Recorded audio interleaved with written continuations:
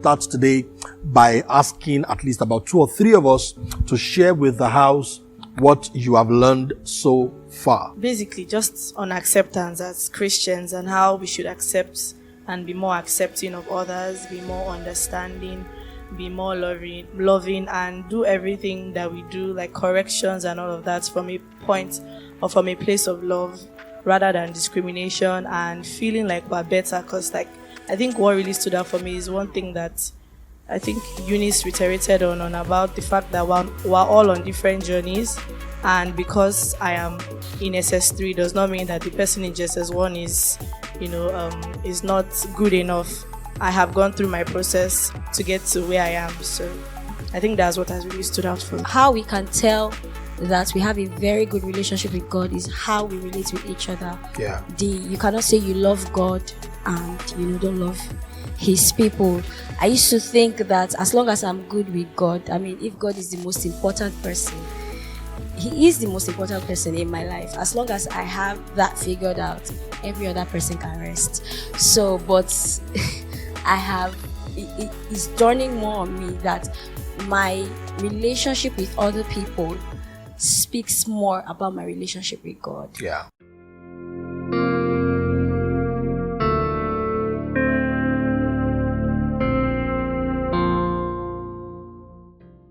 If there's anything we've covered so far or we've encountered in the course of this series is how that we are all different from different backgrounds. We're all going through different experiences. So of a necessity, we will clash. There is no koinonia without conflicts. That's the truth. That's the reason why we want to look at the subject that is before us today. The title is Called to Peace. Called to Peace. Navigating conflicts and offenses. Let's start from Psalm 133 verse 1 to 3. We're going to read from the New Living Translation of the Bible. It says, "How wonderful and pleasant it is when brothers live together in harmony. For harmony is as precious as the anointing oil that was poured over Aaron's head, that ran down his beard and onto the border of his robe.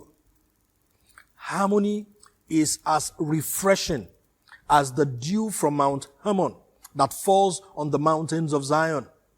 And there, the place of harmony, there the Lord has pronounced his blessing, even life everlasting."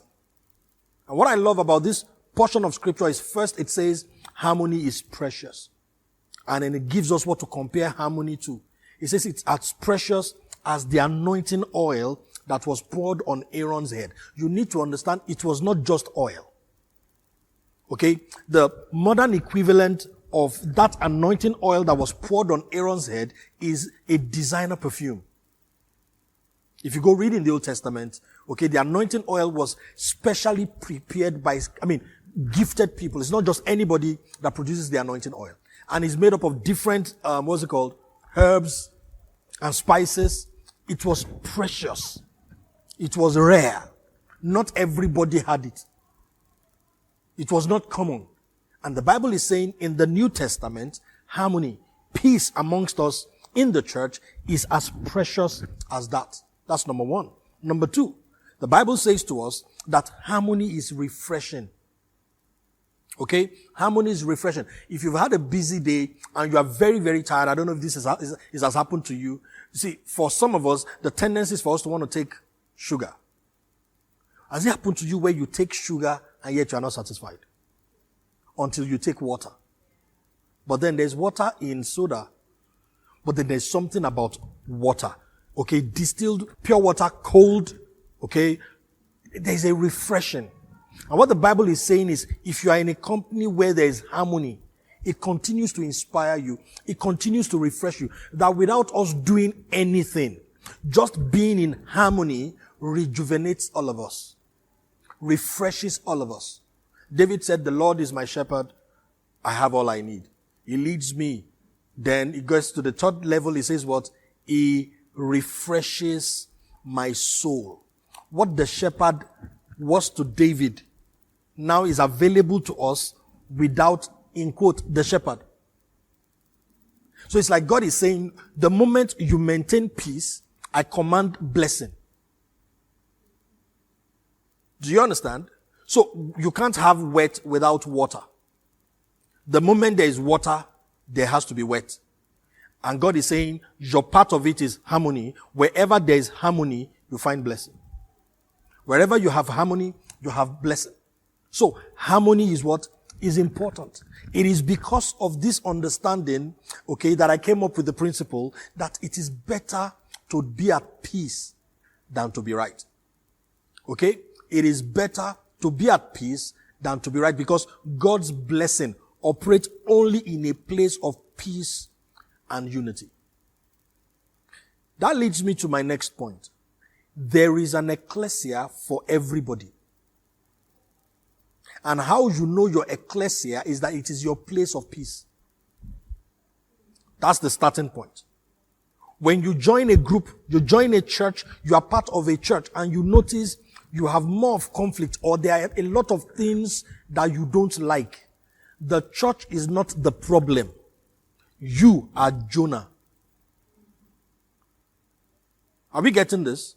So they threw Jonah out of the boat. Jonah did not perish, and they did not perish.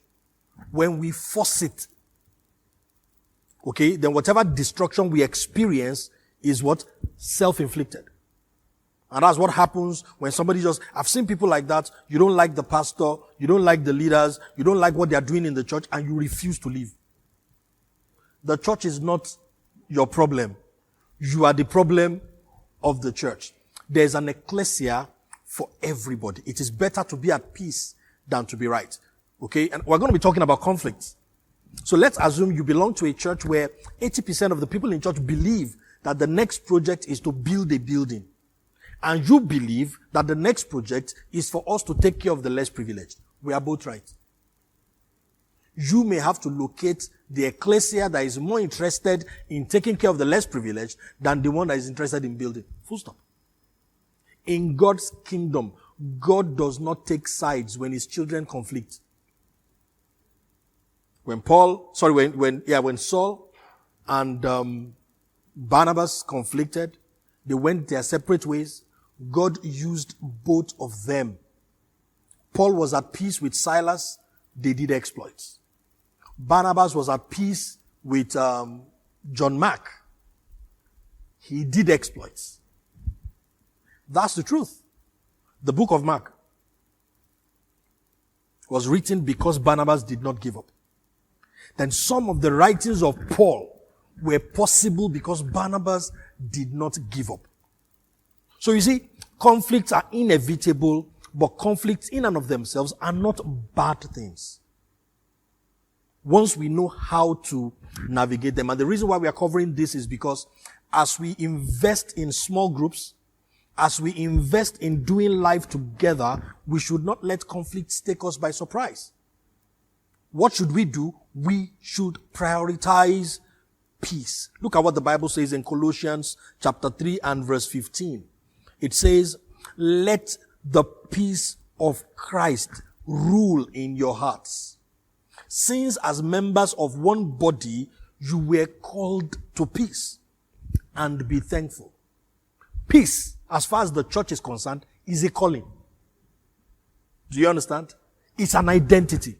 So the same way we are serious about preaching because it's our assignment, the same way we are serious about reaching out is the same way we must be serious about peace. In other words, if I have an opinion and peace has a contrary opinion, the Bible says, let peace be the king. Okay? Let peace be the king. Alright? Let peace be the king. And I like the last line, and it says, and be thankful. You know what I like about that line? It becomes a measure. It is difficult for you to be full of gratitude when you are not at peace. The moment you notice turmoil within you, you don't feel that sense of gratitude for the goodness of God and all of that, something is messing up with your peace. Yet peace is your calling. So what am I saying to us? The first thing a believer must do is to locate your place of peace and protect it. Okay? Locate your place of peace and protect it. That ecclesia where you have peace. The moment you find it, now, do everything to make sure that it stays in a position of peace. What does that mean? I must make sure I'm not causing trouble. If anybody is trying to cause trouble, I must kill it. Because you see, our peace is more important than our positions.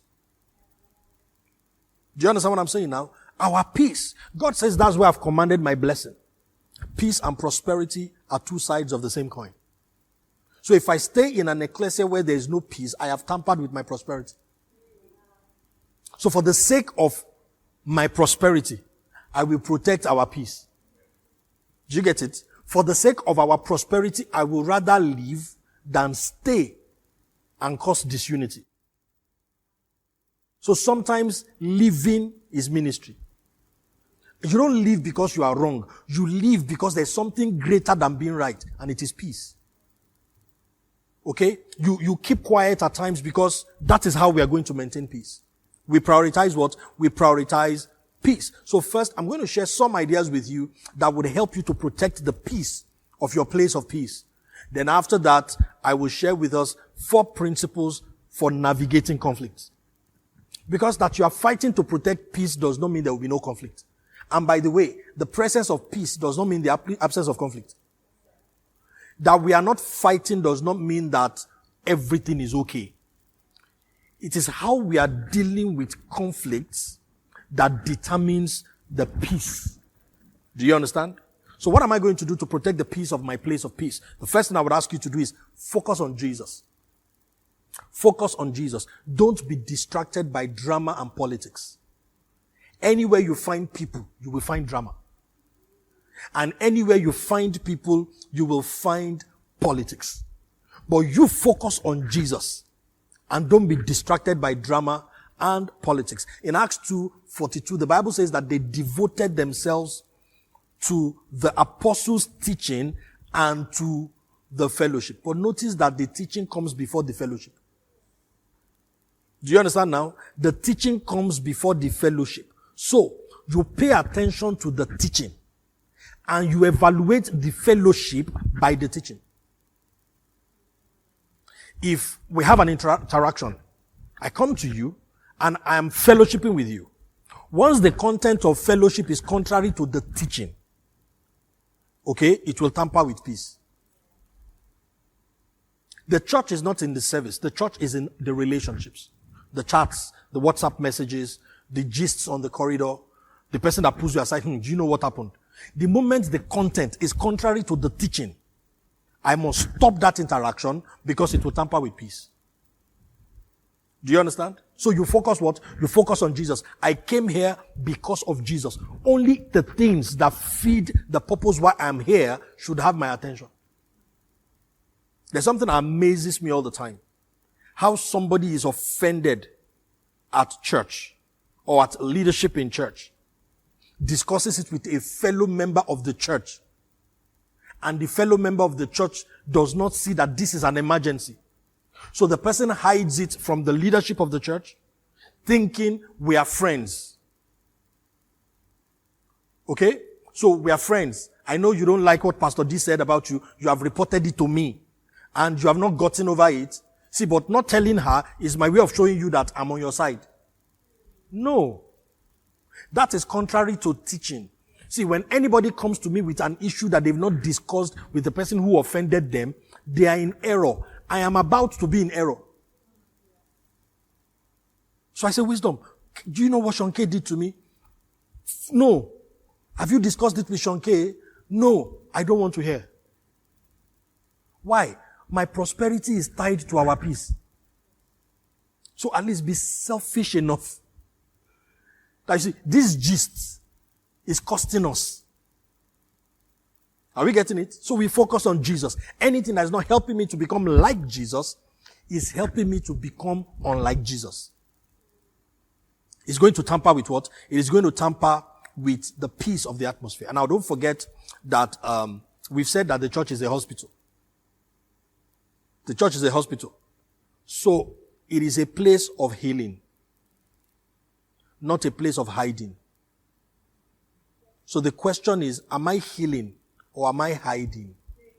Because if you don't heal, you will hurt. The people that tamper with the peace in ecclesia are those who refuse to pay attention to the teaching. So they are not healed. And so you find out that they find it easy to demonstrate carnality. Then they will pull you aside, and the moment you are comfortable with the carnality, okay, they contaminate the ecclesia. The Bible says that what? A little leaven leaveneth the whole lump.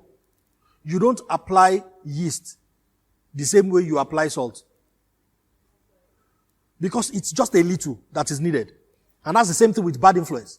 You don't need a lot. It's just a little. And the moment somebody is corrupted, okay, Paul said it this way, I believe, like some people that he wrote the book of Hebrews, and he said, don't let anybody have a root of bitterness. It will corrupt the rest of us. Once one person has a root of bitterness, it corrupts the rest of us. So guess what? It will be exposed to somebody. When it is exposed to you, it must dawn on you, I am what? I am the first line of defense. I have to kill it here. And sometimes you kill it by making sure that you look at your brother or your sister and tell the person the truth. You can't be offended at your leader and expect to prosper. Everything that God does in this house, He will do through the leader. Being offended at the leader means you are blocking what is supposed to flow to you. The oil gets to Aaron's head before it gets to his beard, before it gets to his skirt. We are the body of Christ. None of us is the head. So if you disconnect with any part of the body, what is flowing from the head will not get to you. Are we together? Okay? You cannot give what you have not received. So until you receive healing, you cannot be a conduit of healing. That is why you must focus on Jesus. Focus on the teaching. You have to ignore drama. I have not said you will not see drama. Listen, there is no perfect church. Okay? The day you joined them, they became imperfect. Because you are not perfect. So there is no perfect church. That's the truth. So there will be drama. But you have to learn to ignore drama. You have to learn to focus. That's the truth. Focus on the teaching. Apply it to yourself and only form alliance with people who also prioritize teaching. Okay? Listen to this one. Peace. This same peace we're talking about is on the other side of conflict. So there will be conflict.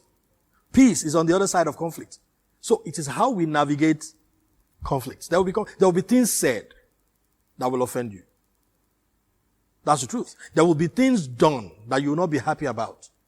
How do you handle it? I just want to share 4 ideas with us on how to navigate conflicts and offenses. Let's do it this way. Consider conflicts and offenses like the storm, and you are a suffer. Do you get it? It is how you handle contrary wind that makes you suffer. The wind will take you out. But if you know how to navigate, the same thing that will take you out will make you what? Make you a shining light. Ships travel from one point to another, not because the wind is favorable, but it is because the sails of the ship harnesses the wind and forces the storm to lead it to where it wants to go. Are we getting it now? So conflicts and challenges will come. And do you know what I found out? The bigger the conflict, the greater the peace. The bigger the conflict, the greater the peace. And what we're trying to say is there are things that can scatter a church. And the devil's intention is for those things to happen and so that they can scatter a church. And you can see the same things and you can deal with it. And the very thing that was designed to scatter the church will promote the church if we handle it well.